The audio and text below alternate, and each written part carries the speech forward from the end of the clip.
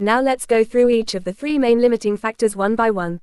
First, we have light intensity. As light intensity increases, the rate of photosynthesis increases as well. This is because light provides the energy required for the process. The more light that reaches the plant, the more energy is available to convert carbon dioxide and water into glucose and oxygen. In the early stages of increasing light, the rate of photosynthesis rises steadily. This continues until the light level is no longer the limiting factor. Once that point is reached, even if we increase the light further, there is no more increase in the rate. The graph becomes flat, showing that some other factor must now be limiting the process. If we look at the graph for light intensity versus the rate of photosynthesis, we see that from the beginning to the middle section, the line rises steadily. But later, the graph levels out into a flat line, as we can see that, from the beginning to the middle section, the line rises steadily.